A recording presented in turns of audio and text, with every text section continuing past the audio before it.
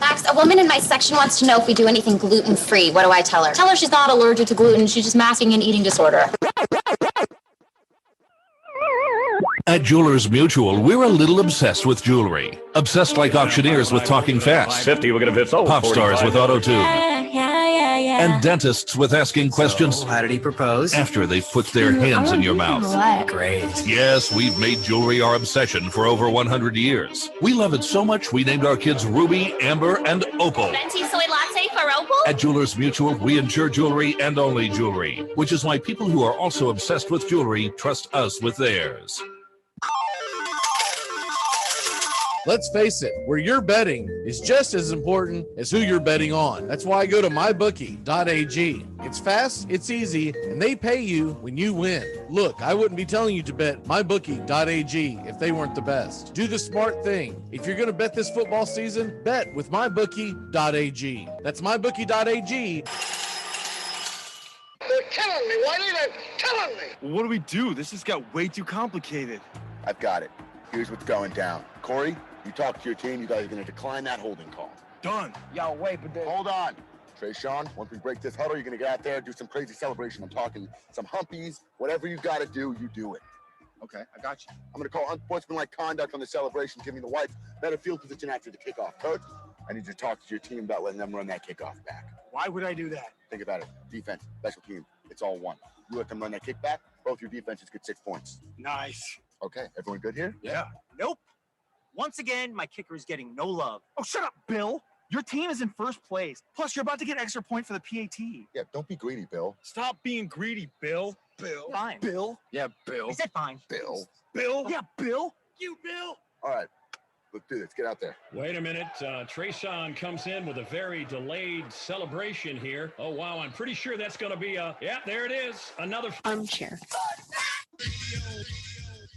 Do you want to lose 18 pounds fast and improve your health? Now you can lose up to 18 pounds in your first 2 months with Nutrisystem. Get delicious breakfasts, lunches, dinners, even snacks and shakes delivered safely to your door. All delivered for free. It's easy to follow, and you'll see results in your first week. Just text BURN to 323232. You'll get your favorite foods made healthier and perfectly balanced to put your body in fat burning mode. Text BURN to 323232 right now and get 50% off a month of meals and shakes. That's right, 50% off a month of meals and 50% off a month of shakes with probiotics to help support your immune system. Just text BURN to 323232 right now. There's even a money-back guarantee. Millions of people have lost weight with Nutrisystem, and you can too. Lose up to 18 pounds in your first 2 months. Just text BURN to 323232. That's BURN to 323232. Texting privacy policy and terms and conditions posted at textplan.us. Texting enrolls for recurring automated text marketing messages. Message and data rates may apply. Reply stop to opt out.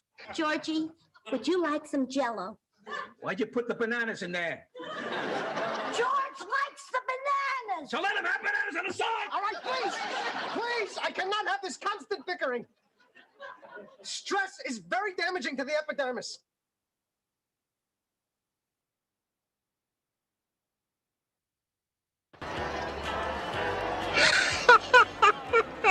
We have been hoodwinked, bamboozled, and flat out deceived. There's something kind of about a kid that's never played baseball. But what the hell, boy? Make sure to listen to the Armchair Quarterbacks. Good enough for us down here in the bayou. Go Tigers and the Armchair Quarterbacks. This morning. I pledge allegiance to the flag of the United States of America and to the republic for which it stands, one nation, under God, indivisible, with liberty and justice for all. Women from New York love to apologize for things that don't need an apology. They'll be like, I'm sorry, but I love Doritos. I do, I'm sorry, I love Doritos. Who are you talking to? Armchair. CBS Sports Radio. You're listening to the Armchair Quarterbacks, CBS Sports Radio, #1 sports station.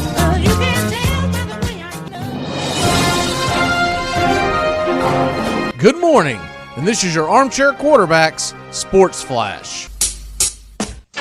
Thursday gets rolling in a big way as the Braves and Mets finish up their series.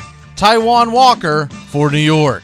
Garrett Cole and Josh Fleming, Yankees and Rays at 110. That'll be on the plus. Reds and Cubs, Luis Castillo and Alec Mills at 220. And the Nats and Phillies at 105 Eastern, it's John Lester versus Vince Velasquez. White Sox and Royals at 210 Eastern, Carlos Rodon, Carlos Hernandez. Rodon is the better of the Carlos with his ERA about 2.5 runs lower. David Price and Johnny Cueto, it's the Dodgers and Giants one more time at 345. At 710, Ryu and Erod. That's assuming Rodriguez can make it to the mound. He pulled out Friday night because of migraines. Brewers and Pirates one more time, Freddie Peralta and Will Crow. And at 7:10 Eastern, Spencer Watkins and the Baltimore Orioles travel to the Detroit Tigers and Casey Mize, a head-to-head matchup of two young budding stars for two rebuilds. A's and Angels, Montas and Cobb, they'll square off at 9:38 Eastern. And at 10:10 the nightcap, Kyle Freeland and his Rockies are in San Diego to take on the Padres and Joe Musgrove. New York Pelicans center Jackson Hayes was arrested in Los Angeles area Wednesday morning after an alleged altercation with police, reported by TMZ Sports. Quote, "We have been made aware of the incident involving Jackson Hayes. We are working in conjunction with the NBA and Jackson's representatives to gather more information, and will have no further comment at this time."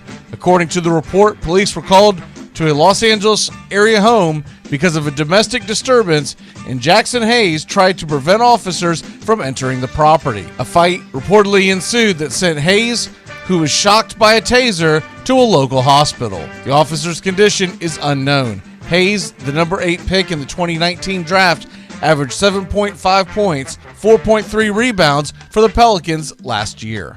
Despite trying like hell, the 2005 Heisman Trophy will not be returned to Reggie Bush anytime soon. The NCAA will not consider reversing penalties or previous vacated records from past years based on recent changes to name, images, and likeness regulations that went into effect this month. This is noteworthy for Bush because earlier this month, the Heisman Trust issued a statement in which it said it would look forward to welcoming him back to the Heisman family. Quote, "Bush's 2005 season records remain vacated by the NCAA as a result, under the rules set forth by the Heisman Trust and stated at the Heisman ballot. He is not eligible to be awarded the 2005 Heisman Trophy." Bush had returned his Heisman Trophy after a 4-year extra benefits investigation determined that he and his family members, while he was a student athlete, accepted money, a lot of money, travel expenses, and a brand new home in the San Diego area where Bush's parents lived rent-free for more than a year, and for which they were provided $10,000 to furnish.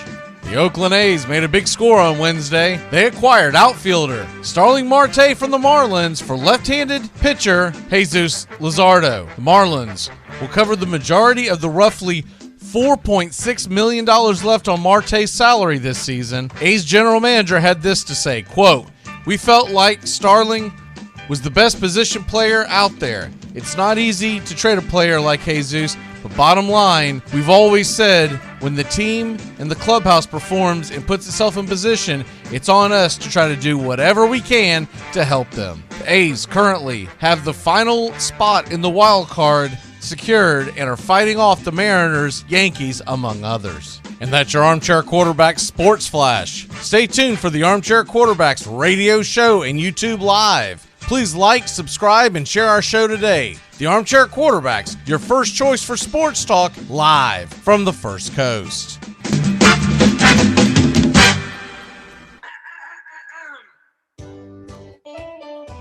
Saturday mornings, 8:30 Eastern. Dixie Football Nation is back and better than ever. We've got Tony Agolini, Matt Carr, Tones Areola, Bobby and Angelo, along with Mac McGee this fall. Dixie Football Nation heads to the gridiron, talking ACC, SEC, the Big Ten, and all the big games throughout the college football land. That's Dixie Football Nation, 8:30 Eastern, 7:30 Central, Saturday mornings on the Armchair Quarterback Show's YouTube channel, going live. or catch the instant replay. Good morning. It's time to wake up, y'all. You're listening to the Armchair Quarterback Show. We're here weekdays on CBS Radio, YouTube Live, the Armchair Quarterback Show, your first choice for Southern Sports Talk. Good morning. I'm Mac McGee, and I don't know one thing. Where the hell is Joey? He said he was going to be here. We'll see what happens. If you can't score and you can't beat them, that's the line for the day. If you can't score, you can't beat them. The Astros are loading up on the bullpen, and nobody's going to be able to beat them. You're listening to the Armchair Quarterbacks. And hopefully, Joey, if he crawls his ass out of bed.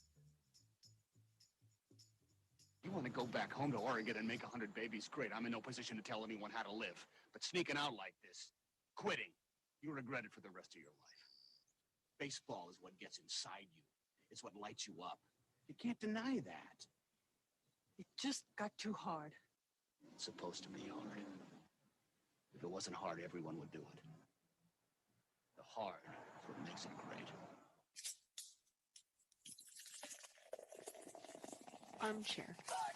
Community Access Channel. He's the armchair quarterback. He's full of beer and he's full of snacks. The all-American man. With a cool one in his head. Yeah, the armchair. Hey, howdy, hi. Top of the morning to you. Welcome to the Armchair Quarterback Radio Show. I'm Mac McGee, and I believe Joey's on the way. Hell, I don't know. You know how these millennials are. They're weaker than cotton candy, man. I get a text from him today. I got a tickle in my throat. I don't know if I'm going to make it today. All I ever thought was, Jesus, man. And then he tells me he's coming to the show, and here we are, I don't know, 5 minutes in. He's not here. So whatever. Cotton candy may or may not be here on the show. We'll see what happens. But anyways, this is why these videos that you see that always crack me up.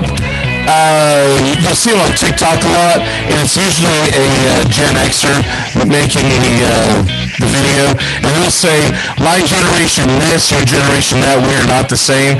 This reminds me of the first thing that popped in my head the other day was Simone Biles quit because she had to work on her mental health.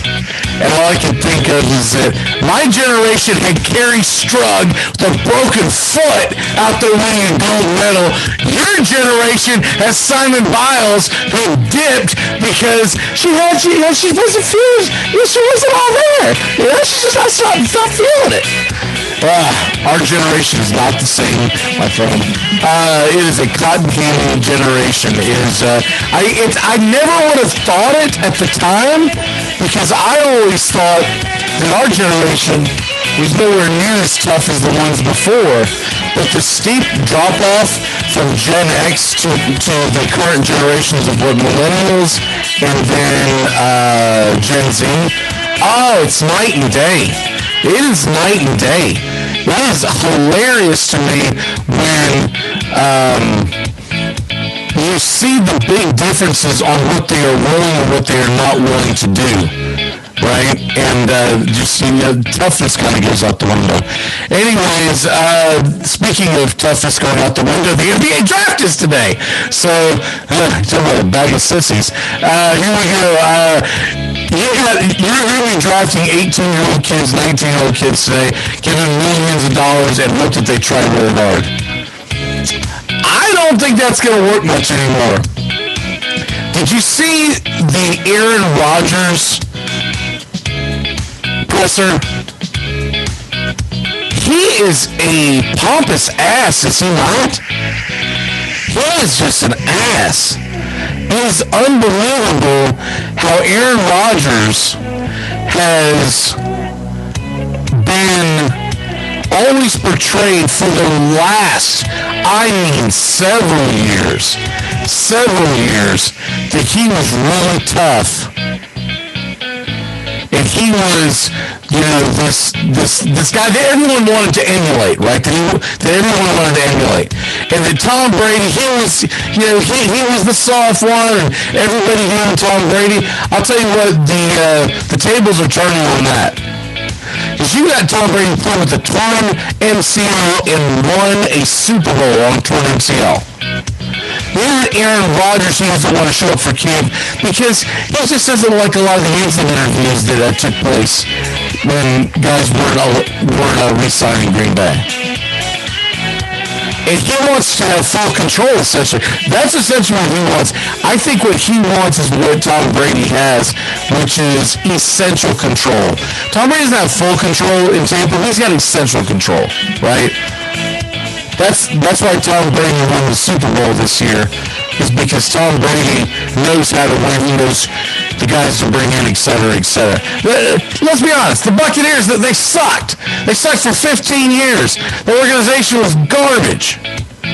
But all of a sudden, they're great again, right?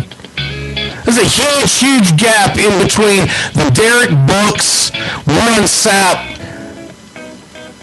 Buccaneers and Brady's Buccaneers. In between, you had a lot of junk. You had a lot of Sean King. You had a lot of just junk coming through the Tampa Bay system. You know what the culture must have been night and day from when Jameis Winston was the starting quarterback to what Tom Brady is today? It's got to be night and day. But the point is, Aaron Rodgers whined and moaned. He did get one of his players back here. They got Randall Cobb. I don't know how great of a thing that is. Randall Cobb is in his early 30s now, and really has done absolutely nothing since he left Green Bay. Maybe getting reacquainted with his buddy Aaron Rodgers will help things, but I'm not banking on it. I'm not banking on it at all. Randall Cobb, that's the big piece that you wanted to bring in. It's going to make this team different. Randall Cobb, that's going to be the guy. I get that you need someone other than just Devontae Adams, but this isn't 2014. Randall Cobb is a shadow of his former self. We'll see what happens with that. Let's go ahead and get into the first quarter of the triple backs. All right, let's go ahead and dive into this. The NBA draft is tonight, and I'll be interested to see what their numbers end up being. Because with the Olympics going on, a lot of people are going to watch that. Most people, I would think, I don't care if you're all pissed off at the demonstrations and whatnot. You really sure aren't picking the NBA over the Olympics if you're worried about demonstrations. So that can't be a reason. So you have to be picking, if you're going to watch one or the other, it has to flat out be because you find one enjoyable and one exciting to watch and the other not. And watching a draft is damn near like watching paint dry compared to seeing live sporting events. I haven't looked and seen what NBC is going to have on tonight up against it. But it doesn't really, I would think it's going to be the women's gymnastics because I do think that their all-around competition is underway. And remember, we're 13 hours in front of us. So it's almost 10 o'clock Tokyo time right now, p.m., 10 p.m. Tokyo time. So most of our events are winding down. So whenever you watch tonight on the NBC or was it CNBC and what's the other way, NBC Sports, we already know what's happening. And so this has a lot to do with why the ratings are so piss poor. It's because everybody gets all the information at once thrown at them. And you know who won before you ever turn on the television tonight. And yet it's not like, this isn't March Madness where you're used to going, I'm going to dip out early today at work because I'm going to go home, or I'm going to call out sick because I'm going to watch the Olympics. It's just not a thing. So, mainly because it's once every 4 years. And I believe that has much more to do with it than it does the demonstrations. The fact that we have the information at the touch of our fingertips. If you really are interested, you really want to know who won the gymnastics event, you'll know today before noon. You'll get home, most people get home from work, whether they've recorded or let's say they're going to watch it live on NBC stream tonight. It's going to be 8 hours later. You already know. So that's one of the reasons why a lot of people just don't get in on this. And it really is dumbfounding. But when you look at it all together, what are you more likely to watch? A rerun of the Olympics or the NBA draft? I'll be honest with you. I think I'm going to go with the Olympics. There's some good baseball today, and it's all going on during the daytime. We'll see if it happens. Philly, Washington is supposed to be set to do a doubleheader today because of their COVID shutdown. We'll see if that actually happens. Supposedly, Washington is supposed to be going and grabbing folks and getting them to the stadium. So I don't think it's going to be quite the shutdowns that we've seen in the past. But that's devastating. Can you imagine if Washington was actually in the playoff race? Devastating to lose 12 players to COVID for what, bare minimum, between 7 to 10 days, depending on contact tracing. I mean, my God, that would be a gut punch. What if that were to happen to the Red Sox right now, as well as they're playing, and you take 12 of their best players across the board and you take them all out at once? That would be devastating in the middle of a pennant chase, especially a team that is not only are they playing well, they weren't expected to be where they are today. What if that were to happen to the Giants? What if that were to happen to the Astros? Well, there'd probably be a lot of people clapping, but the point is, that is devastating. That is a story that's going to go a little bit under the radar because Washington's not in it this year. But if they were in it, oh my God. But the number one pick overall, I believe, is going to be Cade Cunningham. And the Oklahoma State, 6'8", 220 pounds. We remember when he in the NCAA tournament, we were expecting him to really do something. He really didn't. But overall, he's looked upon as the best prospect. The best prospect whatsoever.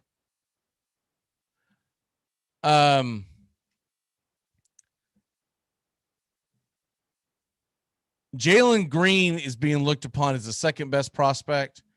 He is one of those guys that did not play college. He went to basically one of those academies to play. And the next big name you're going to know is Evan Mobley from USC. He's number 3, Jalen Suggs, number 4. And then it's pretty much, most people have got Scotty Barnes now going toward the Orlando Magic at number 5 from Florida State. I think that would be a big deal for Orlando to get a Florida State guy, even though he only played 1 year. It's really hard to get an emotional attachment to a kid when he plays 1 year for your school. But you're going to have Florida State fans who are going to pull for him because of that, especially in the Orlando area. And then Orlando's got a second pick, and they're picking 5th and 8th. Their second pick, there's a lot of different rumors going around. Now, the 8th guy overall is Davion Mitchell from Baylor, but I don't believe they're expecting him to go to Orlando. From what I have seen is that they've got a guy by the name of Jonathan Kuminga. And I don't know a whole lot about him because, once again, he's one of these kids that did not play college basketball. He's from the Congo. He's a power forward, 6'8", but once again, really raw. Like, all these kids are really raw. The one kid that's probably the most polished that people are going to remember is Franz Wagner from Michigan. he's being projected now to go to Golden State at number 7. And that to me is a little strange because Golden State, let's say they find lightning in a bottle and Franz Wagner is the guy. And he actually does what he can do in college, can do it in the NBA. I have my doubts. He doesn't look like an NBA player to me. He doesn't move like an NBA player. He always looked a little slow to me. But let's say I'm totally wrong. If you add him to that arsenal of Golden State, that could be a scary situation. The kid that I'm most interested to see where he goes is Keon Thompson from Tennessee. Really good player. He's been guessed upon somewhere between the 8th and the 14th pick. I'm really interested to see where he ends up at. And then Jalen Johnson, remember him from Duke? He's looked upon as the number 12 pick overall. But realistically tonight, the NBA draft, I'm going to be honest with you. I'm going to end up being more into what's going on in the Olympics, etc. I don't even know if I'll stream the NBA draft. I think I'll just look and see who everyone gets as they happen, because the commentary is usually terrible. And unless they do it differently, they normally don't have like Barkley and company on there doing it. They get their quote unquote NBA experts. And so there's not even like the entertainment value. And these are kids, man. These are high school kids. Kids have played 1 year in college. They don't know what the hell they're looking at either. These so-called experts, there's not enough of a sample size. And a lot of these kids, even the ones that did play college, they played very sparingly. So let's move on from that. Let's go to something that actually matters, which is Major League Baseball and what's going on with their situation. And Major League Baseball, you've got some trades that went down yesterday. And the New York Yankee fans are ready to take their parade around Central Park and toast all of New York as they've just won the 2021 World Series. They get Joey Gallo. That's what their fan base is telling you, okay? Their fan base is going crazy, thinking this is the greatest thing. I honestly think the guy that they really needed was Starling Marte in that outfield. But they did get that lefty bat. So that is a good sign. If I'm the Yankees, I'm still putting the foot to the gas because Gallo's not going to bring you any closer to a World Series title. You're going to have to get another big-time starting pitcher. There's Berrios out there. There's Max Scherzer. The Yankees have to land one of those guys for me to consider them an absolute contender. If they want to do an overhaul and absolutely make an actual run at this, go get Rizzo from the Cubs. Put him at first base. Give him Luke Voit. The guy can't stay healthy, whatever. They'll think they found something there. Give him Luke Voit. Put Rizzo at first, Gallo in the outfield, and get either Scherzer or Berrios along with Garrett Cole. Luis Severino's coming back. Now we're talking about a New York Yankee team who could definitely, I don't think that they can catch the Red Sox for the division or the Rays for the division for that matter, but that gets them in the playoffs. You see how Seattle's basically half-assing it. They're bringing guys in, but they're also selling guys, and Seattle's not serious about trying to make the playoffs this year. The Yankees want to be serious. That's the move that they have to make. They absolutely have to make that move. They've got to get a starting pitcher. Now, the Rizzo thing doesn't have to happen, but they've got to get a starting pitcher. And it can't be he's pretty good. No, it's got to be someone that you can lean on. Even Kyle Gibson. Those are the three big starting pitchers that are out there for the deadline. And whoever goes out and gets these guys, those are going to be the ones that are looking at being serious in this contender. You know, Gibson, I I would tend to think he gets moved, especially now that they've moved Gallo. Because remember, Gallo had a year control, and there was questions on whether or not they would actually trade him. Would they trade him, or would they try to keep guys like that? If they're going to trade him, why in the world would they trade Gibson to get as much as they can? Now, maybe they think that they can get more in the offseason. Remember something about the Major League Baseball trade deadline. This is it. We no longer have that waiver wire junk, which I absolutely despised. Remember the month of August, you could slip the guys. I hated that because then you don't have a true trading deadline. Give me a damn deadline, make obvious rules for the fan to follow, and let's go from there. They would do this. I must have gotten question after question after question for years, both during doing radio shows and just random people asking me that I would work with, etc. And say, dude, what the hell is this trading deadline in July? And then they can still make a trade in August. Can you explain that to me? I'm so glad those days are over. I knew what it was, and it still gave me a headache because it was a pain to keep up with. So the deadline is the deadline, and you're going to be looking at the big moves that happened yesterday. And I alluded to this in my walk-off. Or not walk-off, but batting practice. The Brewers got Eduardo Escobar. Eduardo Escobar is an infielder from the Diamondbacks. And if you're not familiar with him, he's a pretty good bat. Now, he only bats like 250. I think his average is like right at 246. But when you look at the Brewers batting average is terrible. It's terrible. It's one of the worst in baseball. I think their team batting average is like 232, I think is what I saw. It might even be lower than that. It's one of the worst in all of baseball. So he's actually an uptick in batting average, if that's possible. The 10-year-old me, the 10 years ago me sports fan is rolling over in its proverbial, I guess you can't roll over in your grave if it's 10 years ago, but whatever the hell you want to call that. I'm at a loss for words. The 10 years ago, if you would have told me that a team was running away with the division with a batting average of around 232, I'd say, what are you, nuts? What do they got? They got Drysdale and Koufax and Nolan Ryan. What is their pitching staff?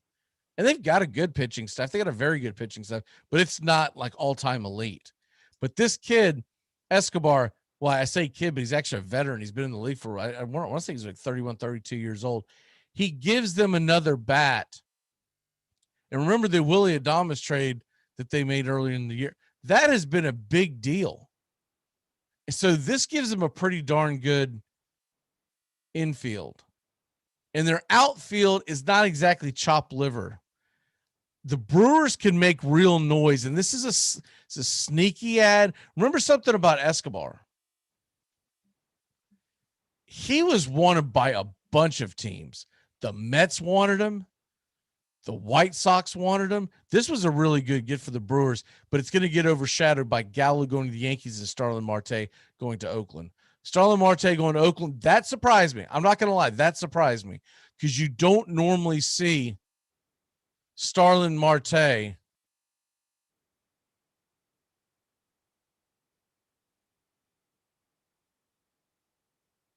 being, when you normally see Starlin Marte being talked about in the trade rumors, it was mostly being talked about in the Eastern teams or the big name Western teams that had money. But how they got this deal done is the Marlins are going to pay the majority of his salary that's left. Now he's a free agent, but the majority of his salary that's left, so that they could get Luzardo as opposed to just some prospect. Now Luzardo's had a tough year, but Luzardo also has a track record of being really, really good. So it's a bit of a gamble for the Marlins on bringing him in as opposed to bringing in a younger kid that they could develop. So this is a win now kind of move, not win this year, but win next year kind of move. But it'll be interesting to see how it pans out for them, because the Marlins are not usually the team that's paying the bill for another team. That tells you how bad the Oakland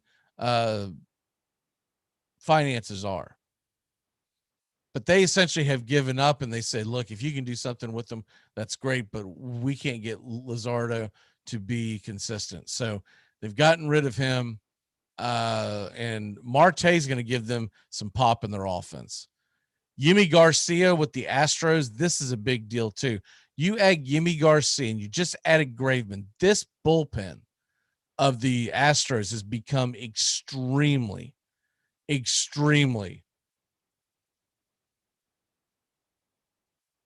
I'm not going to say it's the best bullpen in baseball, but it's become very, very top 3. And you're going to have a hell of a hard time scoring runs late in games because the Astros are focused. You know what the Astros are looking at? They're looking at the fact that, all right, we are 103 games into the season. It's about 60 games left, and we have a 6-game lead in our division. We should hold on for the division title. So if you have to assume that we're going to hold on for the division title and win, it's really time to start focusing. How do you win those games in October, and how do you win them? Is you've got I still think the Astros are going to get one of those big pitchers that we talked about.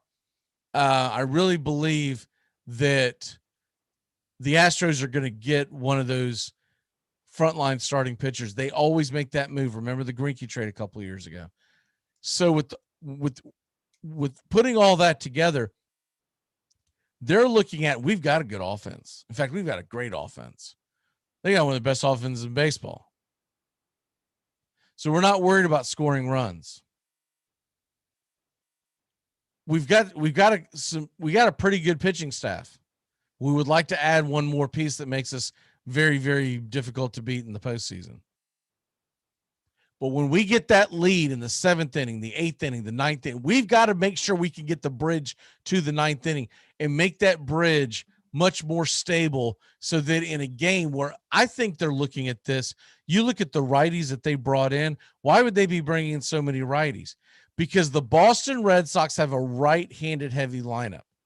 And I think they are looking at, in all intents and purposes, the Boston Red Sox are most likely going to be the team that is the biggest obstacle in the way of the Houston Astros. I know that the White Sox are there, and I get that, but they don't have the pedigree. They don't have the experience. Remember, they choked last year in the playoffs. They don't have what it takes, in my opinion, to get past either Boston or Houston in the first round. Houston and Boston are going to be, they're right, by the way, right now, Boston and Houston are a flat-footed tie at 63 and 40. They're not just fighting for their division. They're fighting to see who's going to get the first seed in Major League Baseball, or in the American League for the Major League Baseball playoffs. Because that's going to be a big deal. Boston, I don't think, wants any part of playing the winner of the Tampa Bay, New York wild card game, which very well could be the case, Tampa Bay, New York. But that's what you get if you win the 1 seed. I think Boston would much rather play the White Sox. I think Houston would much rather play the White Sox. Now, the White Sox have talent, but did you see Jimenez got hurt again? This guy can't stay healthy. We're going to be looking at a stretch where we get to the end. It'll be interesting to see if the Astros and Red Sox, let's say they have the division essentially put away in the final week. Let's say for some reason both of them have like a 5-game lead with 4 to play, but they're in a dead-footed tie, right? Flat-footed tie. would you try to get the 1 seed? Or would you say, man, dude, I'd rather have the 2 seed and play the Shy Sox? I feel like I got a better chance. I'll take my chances with the White Sox. That I don't want to go to Fenway if I'm not Fenway.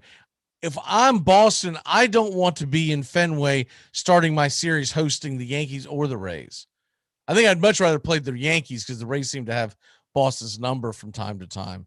But I can tell you this, Fox or ESPN, whoever's covering that first round, they would love to see a Boston Yankee best of 5. All right, we're going to go ahead and take a quick break. When we come back, we're going to get into some football as it is Houston Texans Day. And also we're going to get into what's happening in the world of sports. We'll be back in a flash here on the Armchair Quarterbacks.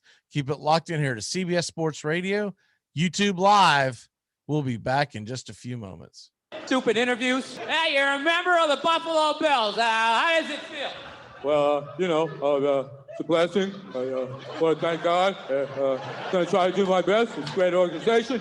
And I'll say the last 80 guys said. So, yeah. Enjoy sun-drenched days, epic stays, and plenty of room to roam in Greater Fort Lauderdale. Our hotels, attractions, and restaurants have taken the Visit Lauderdale's Safe and Clean pledge so you can relax and explore with confidence. When you're ready for that well-deserved staycation, our 23 miles of golden beaches await. Find wide-open spaces to hike, bike, kayak, and paddleboard. Visit your favorite attractions, then dine out in style in socially distanced dining rooms or al fresco on waterfront patios. Learn more at sunny.org. Big news and the big games covered in the Big Ten by the Armchair Quarterbacks all year long. Averaging just under 38 on 44 kicks this year. Nice high kick, got a little wind under it, and it runs Howard back up. But it's really look at that. Oh my goodness. One man. Goodbye. Well, the ball is actually a little short of the 1 yard line now. It is 4th down, the final play, unless they can stick it in the end zone. Andre Johnson, Roscoe Parrish, and Kellen Winslow and Dorsey under pressure. Throws it. Incomplete. The Buckeyes win. They went to Hickman, and Penn State well-timed blitz. LeVar Arrington, the All-America candidate, came across. Well, it was a great athletic play by LeVar Arrington. As you see, he times his blitz very well, leaves his feet, and hits Hickman in the backfield. Big Ten football covered in the Southeast by the Armchair Quarterbacks. When I was your age, they would say we could become cops or criminals. Today, what I'm saying is this. When you're facing a loaded gun, what's the difference? Make contact. A collective psychosis is sweeping the nation. We're in the thick of the haze craze, and Elysian is introducing an altered state of IPA. Contact Haze is a tangled chemistry of mild haze, low bitterness, and an explosion of hop aroma. This hazy IPA bursts with notes of bright raspberry, currant, citrus, guava, and passion fruit. Available in 6-pack cans in stores and in all Seattle Elysian locations. Make contact. You're listening to the Armchair Quarterbacks. Find us on Facebook today. It all starts with just one thing. Glass jars can be reused to store food and spices, as a holder for combs and brushes in the bathroom, or as a container for plants and homemade candles, in addition to simply being recycled. Find tips and more at onethingus.com. What's happening in sports? Find out when it happens. Get the CBS Sports app free in the Android market and iTunes App Store. You play to win the game.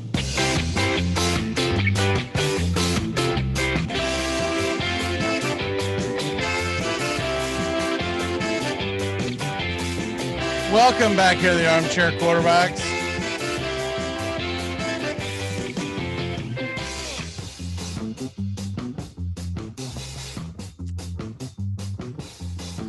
Unbelievable. That's all I'll say about today. All right, let's go ahead and get into a couple of things before we dive into the Houston Texans, which, by the way, I'm going to call it right as I see it. they'll be the worst team they'll be the worst team in the National Football League this year. There's no way they're not. When this putts right here, that's to my right, when he's your best player and he's your leader, you have no shot in hell of doing anything this year. None whatsoever. Whoops, wrong button. No way in hell is he going to make any kind of a difference. He doesn't even have Will Fuller anymore. I mean, it's a nightmare. JJ Watt's off the reservation. It makes you wonder if JJ smelled what The Rock was cooking. Because he's like, I gotta get away from these mamby-pamsies. All right, what's happening in the world of sports? All right, so this is of right now. Don't quote me on 10 seconds from now, but as of right now, we're looking at a doubleheader of the Nats Phillies to be played at 12:05. It is a makeup from yesterday's game, which was Ixnade 86, whatever you want to call it, because of 12 COVID positives. Now, none of these guys are showing symptoms. I don't know how many were vaxxed, but one thing you can say for sure, the people who have been vaxxed are the ones who have not been showing much symptoms, if any at all.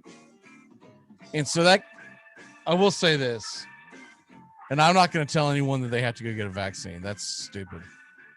But the proof is in the pudding. You do your own math, but these vaccines tend to be working.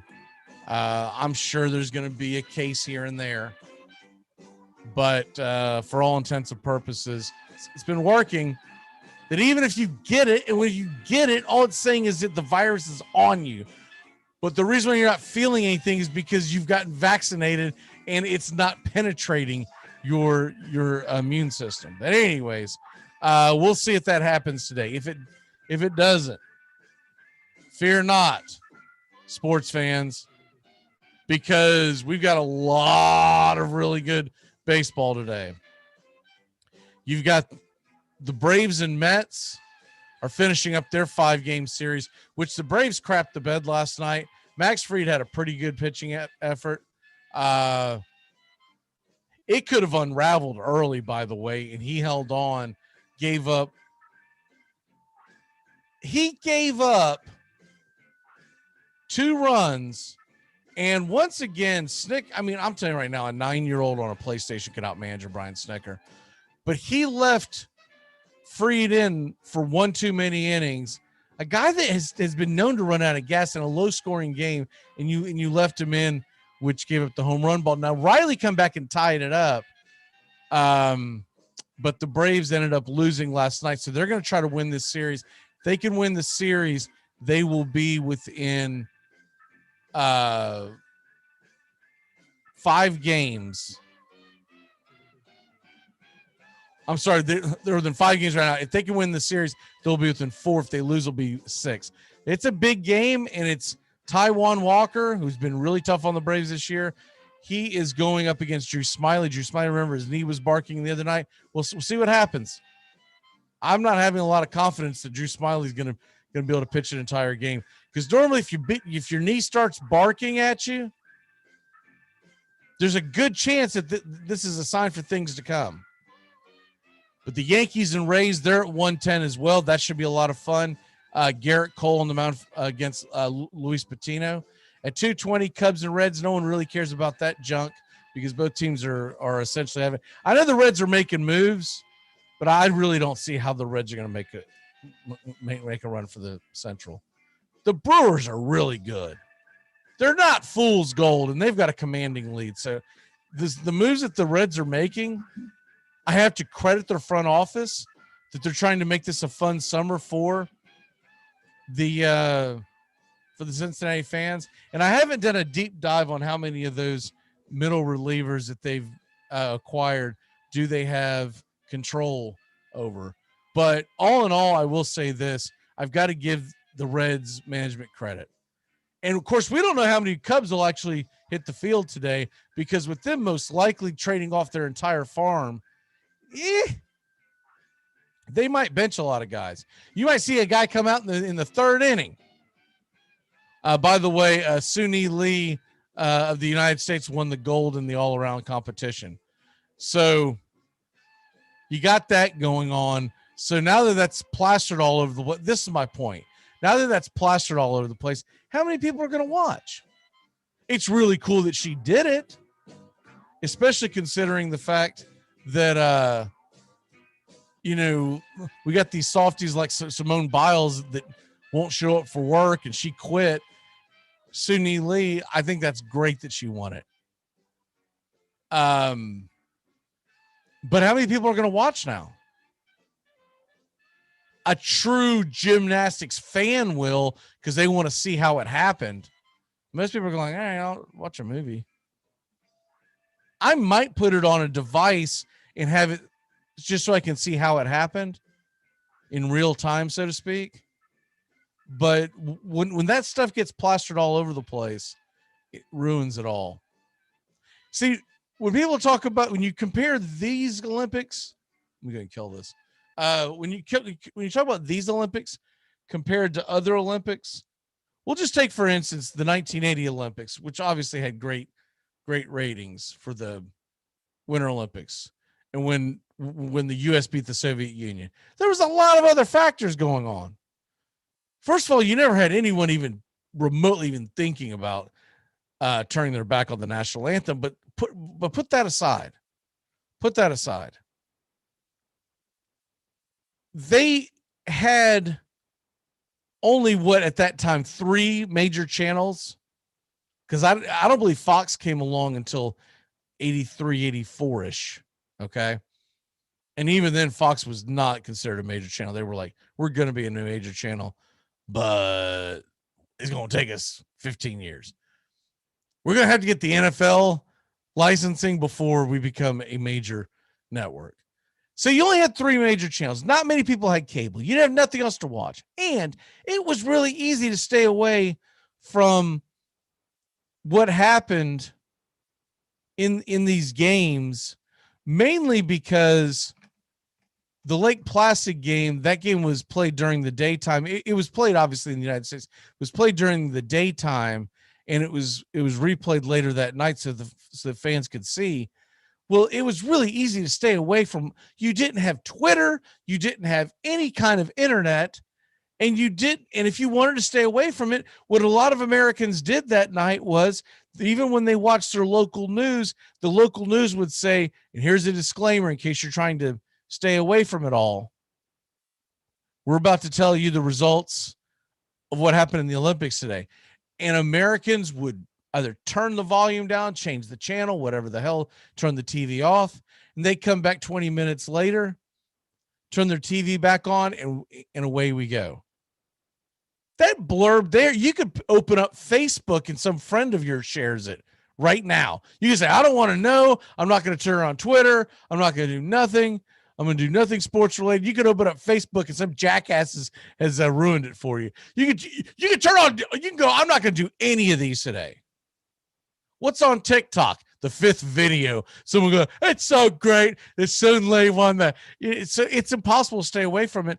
And sports is not fun when you know the answer, right? It's not fun when you know who's going to win. It's really hard to sit there and go, all right, let's get fired up. Let's watch this. That I already know what's going to happen. That's why they don't tape delay the Super Bowl. But I understand why they play it when they play it. They're trying to get their primetime audience in Japan to watch. So there you have that. And there is no easy answer for that across the board. I mean, what is the solution? Play all the major events at the butt crack of dawn so that the U.S. sees it in primetime live. But then what about all the Asian population is much bigger than the U.S. population. So they don't give it. And newsflash. Japan doesn't give a damn what NBC's ratings are. They care about their ratings. Okay. A couple of things in what's happening today. Javi Baez was fined. Javi Baez was fined and not suspended for his antics. I'm not an Amir Garrett fan. He's a jackass. He's a big mouth that really doesn't back it up, so to speak. He did the thing in the Pirates dugout, but he knew that was going to get broken up. But he's more he's a fire starter. That's all he is, a fire starter. He likes getting in the middle of it. He really just wants the attention because Amir Garrett is a good, but he's not great, and I think that bothers him. But Javi Baez, when he did his walk-off celebration, acting like the sweep, I get why he did it. But I don't get why he wasn't suspended.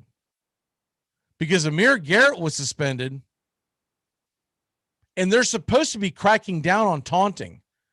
They're supposed to be saying, hey, we want you to celebrate, but we don't want you to taunt. You know a good way to send that message? Suspend a guy whose team's not in the playoff race. The Cubs suck. They're selling everyone off. None of these Cubs are going to be Cubs 48 hours from now. Well, no, this is Thursday. 36 hours from now. The Cubs suck. So why would benching him in late July matter? That was dumbfounding.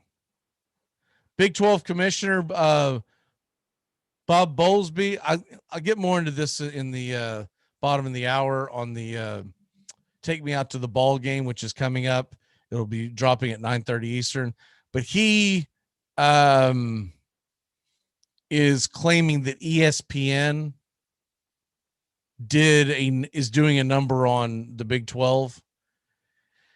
His claim is that ESPN is trying to break up the Big 12 sooner than later, so a lot of teams leave, it dissolves, and Oklahoma and Texas don't have to pay the big time price of leaving early. I'll say this, there's something to what he's saying, but I don't have time to get into it now. You get to it at the bottom of the hour. Same channel, it just pops up on YouTube at 9:30 on the premiere. Dak Prescott right shoulder strain. They say he'll be fine. We'll see. That's a little scary if you're a Cowboy fan. Like, oh crap. Because usually a guy has a shoulder strain, especially because they're not doing contact practice, because he's overcompensating because his leg's not ready. So he's putting more pressure on his shoulder. So you have to keep an eye on that. And Deshaun Watson is in camp, so that takes us full circle. We're talking the Houston Texans. And we are going to, with the Houston Texans, we are going to go ahead and look at their schedule, but I don't really think there's a point in it. Most of these teams we look at their schedule and say, what could their record be? And I'm all prepared to have egg on my face. I'm all prepared to find out, man, was I wrong? And they made the playoffs. There is no way in hell this team's making the playoffs. I'll say that right now. I don't care if the Jaguars, Titans, and Colts all stink at the same time this year. They're not going to be as bad as the Houston Texans. Not over a 17-game season. So the Texans are going to play, obviously, they're going to play their division games, so I won't go over those. That's redundant. But they are going to play at the Browns, home against the Panthers, at the Bills. No way they win either one of those road games. They're home against the Patriots, at the Cardinals, home against the Rams, at the Dolphins, home against the Jets, Seahawks at home, Chargers at home, and at the 49ers. So they have 1, 2, 3, 4, 5, 6, 7, 8 road games, meaning 9 home games. So they're one of the divisions that's going to get the extra home game, right? It's still not going to help them. And honestly, if they can get something, now I'm not saying trade Deshaun Watson for nothing. Don't just give him away. The guy's still an incredible talent. And he's eventually going to hit the field, whether he gets suspended or not for all his creepiness. He's going to hit the field at some point and still be a hell of a talent. And teams know that. But I think you need to ride it out with him this year. You might even want to be really smart and go to the league office and say, can you go ahead and suspend this guy, please? Please suspend him. We don't want him to start. We don't want this guy to start one bit. Please go ahead and suspend him. Because we don't want to hurt our draft capital with him, and we don't really want to win games. We're tanking for something. Even if we trade him to bring in a young quarterback, we are tanking for something. The Houston Texans are on the clock. That's how bad they'll be. And if you bench him, you've got Tyrod Taylor, who is a good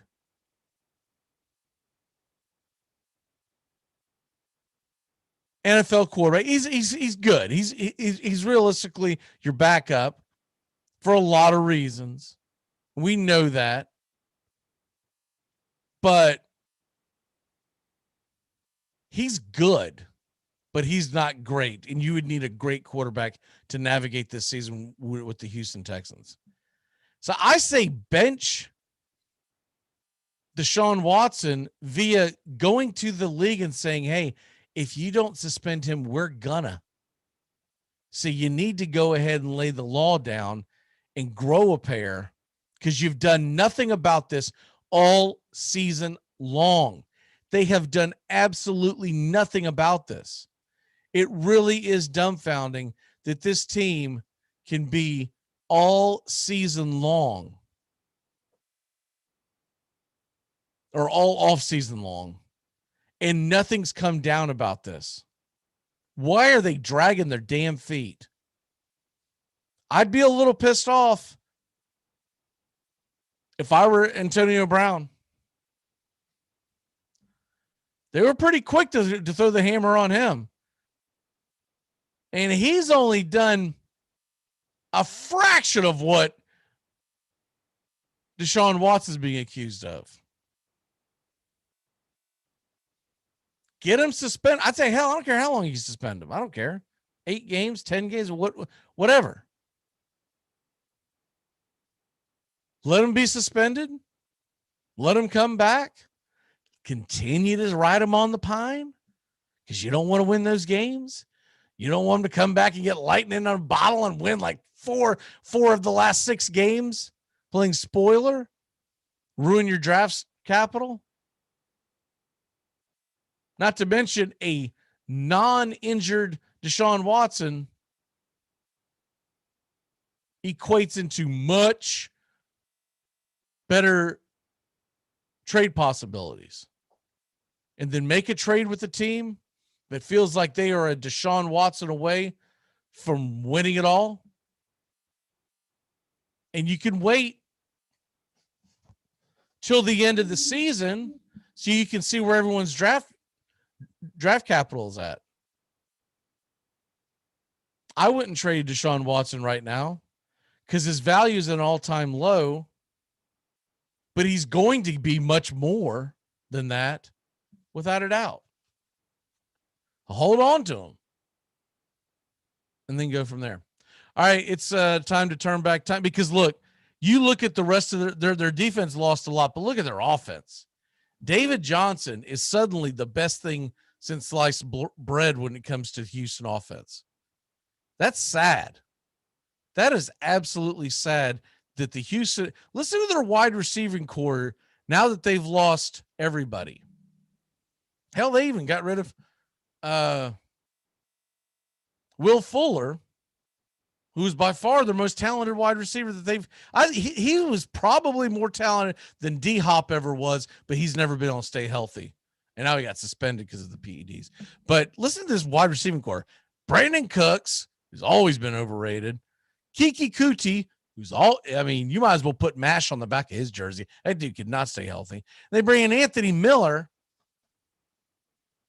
And then at running back, you got David Johnson, Philip Lindsay, and oh, by the way, remember they signed Mark Ingram. Bleh.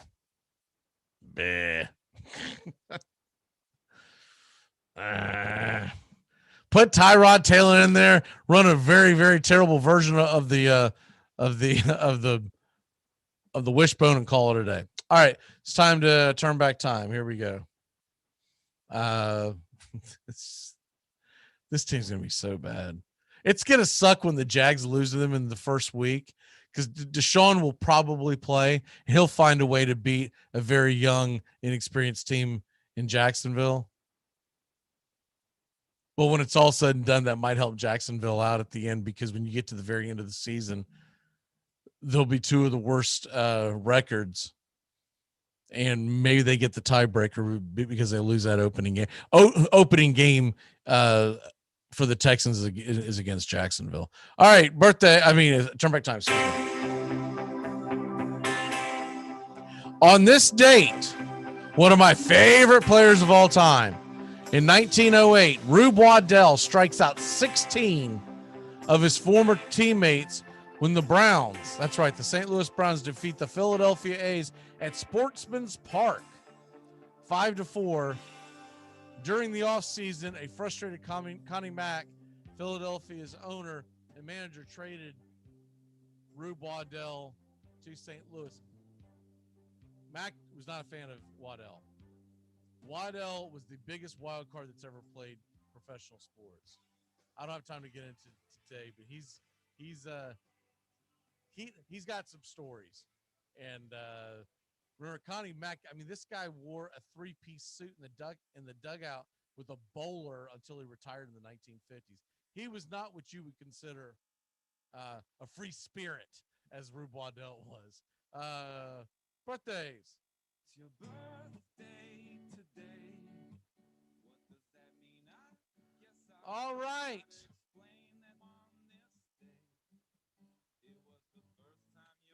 Let's go ahead and go to a guy that probably should get more pub than he does, but as generations go on, obviously people get forgotten about. Let's go to Ted Lindsay. Born in 1925, he passed away just 2 years ago. Canadian Hockey Hall of Fame. He's a left winger. Won the Art Ross Trophy in 1950. Born in Ontario, Canada. He was a guy that my grandfather would talk about. Was a big fan of this guy and just really enjoyed his career. So want to give a shout out to him. My grandfather did not talk hockey much. This is the one that grew up in Brooklyn, but he definitely knew who he was. Grab someone who's still kicking. How about grab one off the cusp, and we'll go with. I'll tell you what, this is kind of a lean day for birthdays, to be perfectly honest with you. But we'll go with Mike Williams. He was a reliever for the Philadelphia Phillies. He is 53 years old. God, has he been out that long? And we'll also go with Johnny Ruffin. Y'all remember him? He's 50 today. He was a pitcher for the Cincinnati Reds. He would have been pitching for the Reds in the mid 90s, just right after their World Series run. And I remember him in the 95, I think it was NLCS. So happy birthday to him. All right, we're going to go ahead and get out of here. Have a great day today. Tomorrow we will have Justin Waller. We will have Matt Carr. And of course, remember 8 o'clock Eastern, the Tony Agolini, Gators and Golf with Tony. That is tomorrow, as well as we got a lot of stuff we're going to get into with him, because I haven't talked to him in a couple of weeks. Excited to talk to Tony. All right, we will see you. Have a great rest of your day, and catch you some baseball. Take Me Out to the Ball Game is now dropping on the Armchair Quarterbacks on YouTube. We shall see ya. Goodbye, sweetheart, well, it's time to go. We're back tomorrow with another show. Well, unless we're fired, we'll talk to you then. Goodbye, sweetheart, goodbye. Goodbye. Guys and gals, it's time to go. We'll see you on the next show. Same bat time, same bat channel. Thanks for listening to the Armchair Quarterbacks on these CBS Sports affiliates and catching the show on YouTube Live. We're here weekdays. Find Armchair Quarterbacks on YouTube Live today. Please subscribe and share and take us everywhere you go. The Armchair Quarterbacks, your first choice for Southern sports talk, live from the First Coast. Can I get another cigarette, please? Can I get another cigarette, please? Yeah, I know.